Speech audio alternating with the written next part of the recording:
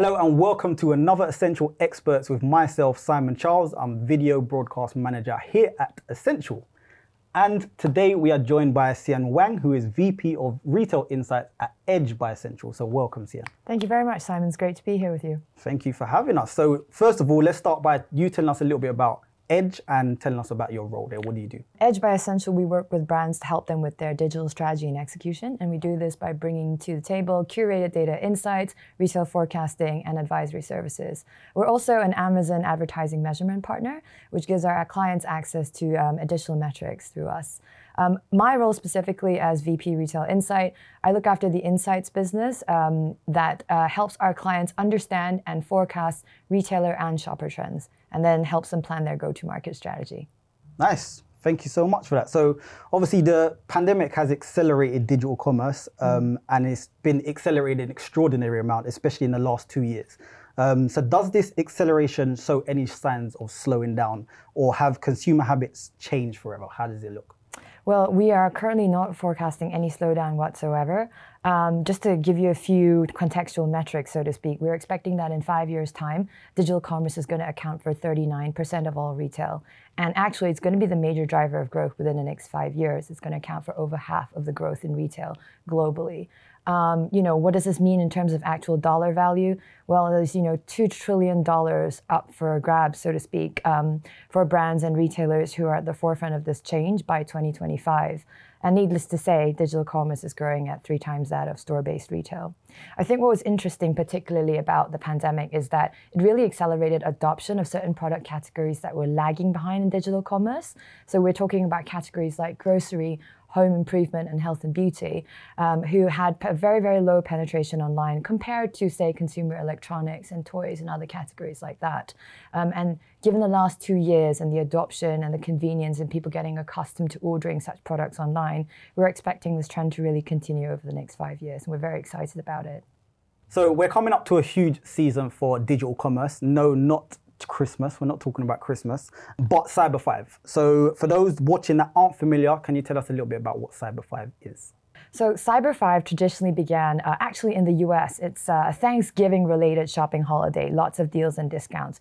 You'll be familiar with Black Friday, which is the Friday before the weekend, and Cyber Monday, which it got extended to, which is the one day after the weekend surrounding Thanksgiving. However, given the popularity of this shopping event, which encompasses both store-based retail and digital retail as well, it's actually trickled around overseas. It came to the UK, it came to EMEA as well, and it's been really broadly adopted by a lot of retailers as a fantastic and very lucrative shopping opportunity in the run-up to the rest of the Q4 holiday peak.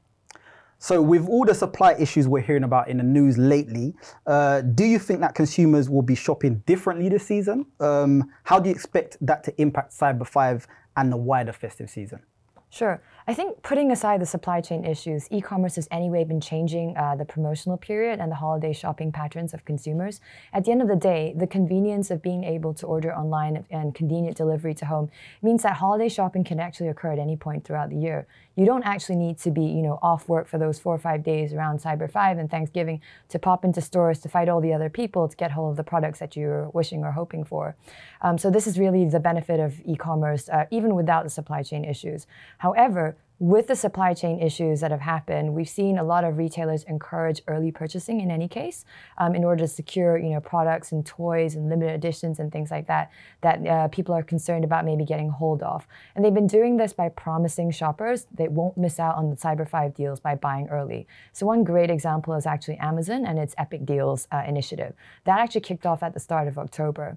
And we've also seen a lot of retailers like Walmart, Target, etc., work with their planning with the brand teams earlier on, or actually release their coveted toys list a lot earlier on in sort of August and September to encourage shoppers to purchase early on, to mitigate, the risk of not being able to get hold of products and things like that.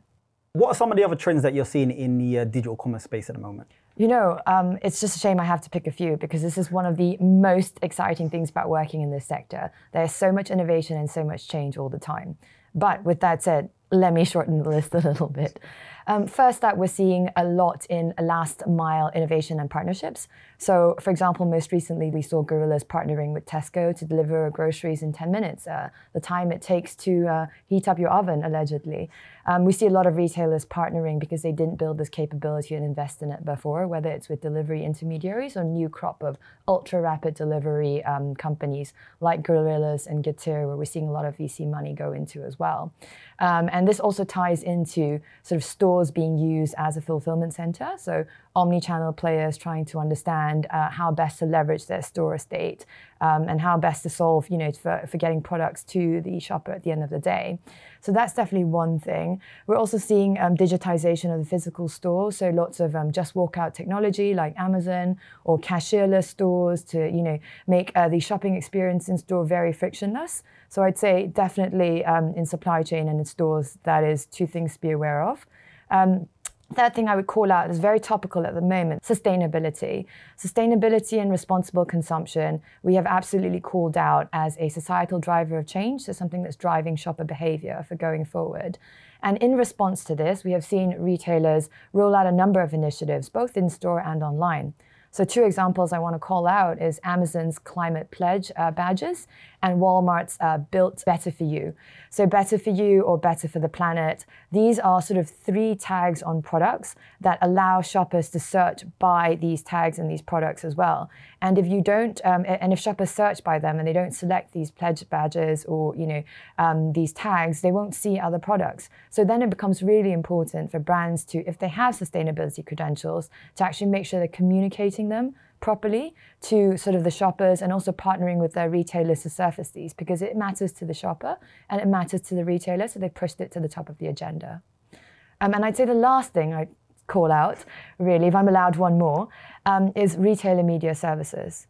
Whether that's modeled on Amazon's advertising success, which has driven so much of their revenue streams or profitability, both in the US and EMEA, we've seen loads of other retailers recently in the last couple of years roll out their capabilities on this front as well.